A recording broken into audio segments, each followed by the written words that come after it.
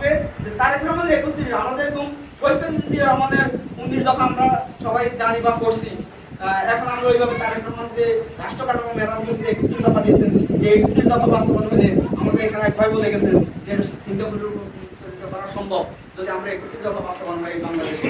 31 দফা বাস্তবায়ন হলে এই দেশ সোনার দেশ হবে, এই দেশ সিঙ্গাপুর দিয়ে আরো বেশি আরো উন্নয়নশীল দেশে রূপান্তরিত হবে আমরা আশা করি। তো সেই আলোকে আমরা তারেক রহমানের 31 দফা বিভিন্ন বিলবোর্ডে আমরা এটা যুবদল কর্মীরা বিলবোর্ড দিতে পারেন যে তারেক রহমানের 31 দফা বিভিন্ন জায়গায় বিভিন্ন যেটা আমরা দেখছি যে আমাদের নোমান বিশ্বপুরে উনি ওনার 4 নম্বর ওয়ার্ডে ওনার অফিসে উনি 31 দফা বাস্তবায়ন করছে। আমরা অলরেডি হাতে নিয়েছি, যেহেতু আমরা আসলে যুবদলের জন্য আমরা কিন্তু কোথাও আমরা বসতে পারি না, এটা আমরা আসলে সাময়িকভাবে যেভাবে হোক এটা আমরা আমাদের যুবদল হিসেবে আমরা এখানে সময় দিচ্ছি বা এখানে সময় দিব।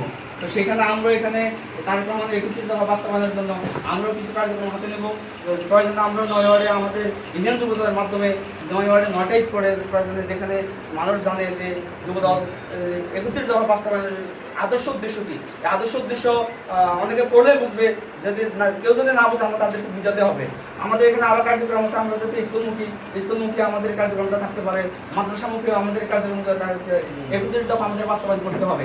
31 দফা বাস্তবায়ন করলে তারেক রহমান যে এই দেশে মহান নেতা হিসেবে পরিচিত হবে, তার যে 31 দফা সেজন্য উনি যদি বাস্তবায়ন করতে পারে, উনি তার মধ্যে বাস্তবায়ন করবে। উনি যে এই দেশে যে 18 কোটি জনগণ আছে, 18 কোটি জনগণের মাধ্যমে এটা বাস্তবায়ন হবে।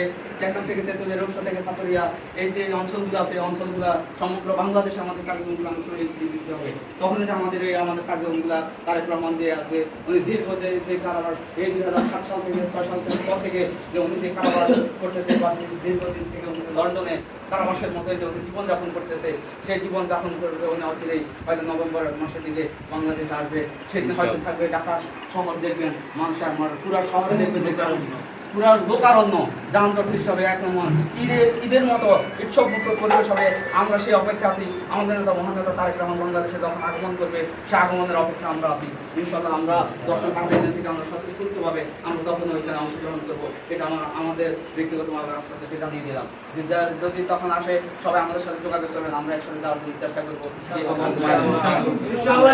এটা আমাদের পূর্ব পরিকল্পনা আমাদের আছে। তারেক রহমান যখন আসবে তখন যে কি হবে, আমার মনে হয় সর্বকালের সর্বশ্রেষ্ঠ যে মহাসমাবেশের রূপান্তরিত সারা ঢাকা শহরে মহাসমাবেশের হবে এবং ওনাকে দেখার জন্য বিভিন্ন জায়গায় ওনার বিলবোর্ড তৈরি করা হবে সিসি ক্যামেরার মাধ্যমে।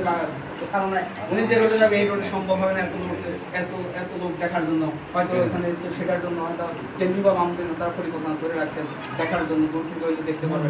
আমরা হয়তো যাবো, আমরা হয়তো উনি যে রোড থেকে যাবো আমরা হয়তো ওইখানে আমরা পৌঁছাতেও পারবো না, আমরা অনেক দূরে থাকবো। যেহেতু এটা আমাদের যে লাইনের কথা, তারপরে আমরা আপনাদের উদ্দেশ্যে যেহেতু আমরা সবাই একটু হয়েছি, এটা আপনাদের মাথায় রাখবেন, এটা আপনাদেরকে বললাম।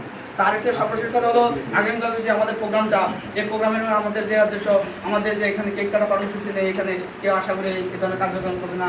উপজেলার নেতৃবৃন্দ যেভাবে আমাদের সুসংগঠিতভাবে র্যালি করার কথা ছিল, এই র্যালিতে চেইন অফ কমান্ড মেনে উপজেলার নেতৃবৃন্দ থাকবে, তারপরে ইউনিয়ন নেতৃবৃন্দ থাকবে, তারপরে বিভিন্ন নেতৃবৃন্দ র্যালিতে অংশগ্রহণ করবে। সবাই ওই যে অনেকে আছে যে একজন ওভারটেক করে না জানিয়ে না শুনিয়ে চলে যায়, দেখছে লোক হলো 20 জন 10 জনে চলে গেছে ছবি সামনে, সৌন্দর্য থাকলো। এই ধরনের নির্দেশনা আমাদের উপজেলা পর্যায়ে দিচ্ছে, তারা আমরা যাতে এই ধরনের চেইন অফ কমান্ড মেনে চলি এবং আমরা যদি সুসংগঠিতভাবে চলতে পারি, আমাদের চেইন অফ কমান্ড থাকে, চেইন অফ কমান্ড অনুযায়ী আমাদের দলটা শুরু আমরা পরিচালনা করতে পারবো। আদর্শগত দিক থেকে আমরা আমাদের দর্শন দল সুনাম বয়ে নিব, এটা আপনাদের কাছে আমি চাচ্ছি।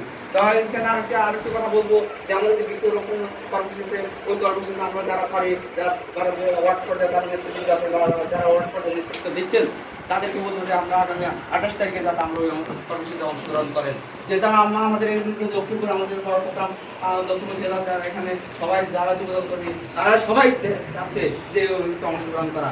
তো আমরা আসলে তারা অ্যাক্টিভ কর্মী যারা মানসিকভাবে প্রস্তুত যে এখানে অংশগ্রহণ করার জন্য, যারা যাওয়ার জন্য ইচ্ছুক, আপনি তাদেরকে বলবেন।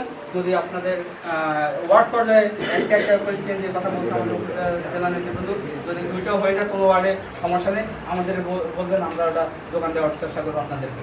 তবে আর যারা মোটর বাইকে যাবেন তারা তো আছেন, আমাদের কালকে আমরা সকাল সবাই বিশেষ করে ফজর নামাজটা পড়বেন, ফজর নামাজ পড়ার কোনো দরকার নেই, আমরা গোসল কাজে আপনার রেডি হবেন। আমরা এখানে সবাই 8টার দিকে চলে আসবো ইনার সামনে, আমরা এখানে 8টা থেকে আমরা এখানে